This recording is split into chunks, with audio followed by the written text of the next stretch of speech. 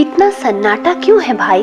Film Sholay में दिग्गज अभिनेता ए.के. हंगल का ये डायलॉग इतना चर्चित रहा था कि ये उनकी पहचान ही बन गया। ए.के. हंगल फिल्मों में नहीं आना चाहते थे, या यूँ कह सकते हैं कि अभिनय उनका शौक नहीं रहा। ए.के. हंगल एक स्वतंत्रता सेनानी थे, लेकिन उनकी किस्मत ने कुछ ऐसी करवट ली कि वो फिल्मों में आ गए।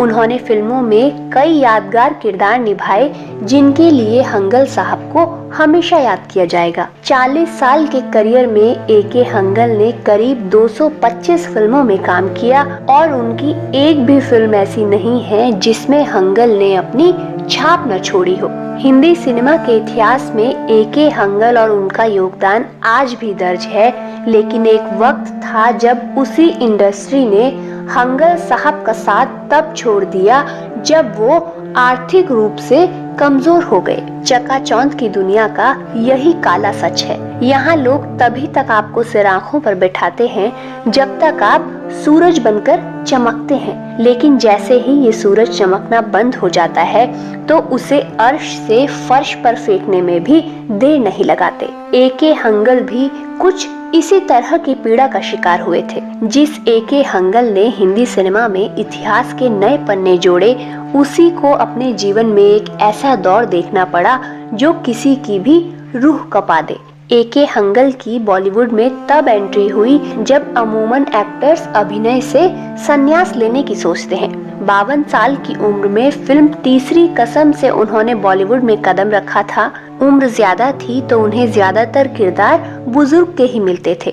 उनका दमदार अभिनय किसी भी सीन में जान डाल देता था। सिनेमा घरों का सन्नाटा तोड़ने में महारत हासिल करने वाले रहीम चाचा अपने आखिरी समय में पाई पाई को मोहताज हो गए थे। पद्म भूषण से सम्मानित हंगल साहब को अपने अंतिम दिनों में एक छोटे से कमरे में अपनी जिंदगी गुजारनी पड़ी। आप यकीन नहीं करेंगे, लेकिन वो 95 साल की उम्र में अपने बेटे के साथ खंडहर जैसे घर में रह रहे थे, जबकि उन्होंने अपने करियर में शोले से लेकर बावर्ची, नमक हराम, मंजिल और शौकीन जैसी तमाम हिट फिल्मों में काम किया था।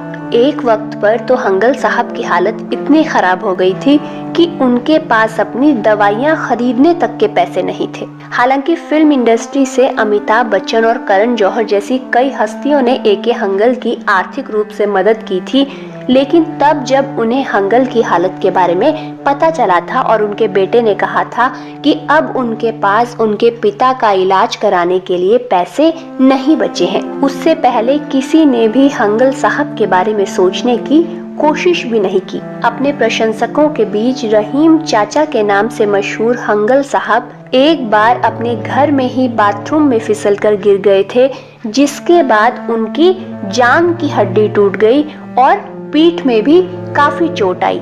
इसके बाद उन्हें सर्जरी के लिए अस्पताल ले जाया गया, लेकिन सांस लेने में तकलीफ होने के चलते उनकी सर्जरी नहीं की जा सकी। लिहाजा उनकी हालत बद से बदतर होती चली गई और फिर हंगल साहब को लाइफ सपोर्ट सिस्टम पर रख दिया गया। धीरे धीरे उनके फेफड़ों ने भी काम करना बंद कर दिया और फिर साल 2012 में 97 साल की उम्र में वो इस दुनिया से चल बसे। जाते जाते आपको ये भी बता दें कि ए.के. हंगल के निधन को दिग्गज अभिनेत्री आशा पारेख ने एक युग का अंत होना बताया था। शुक्रिया।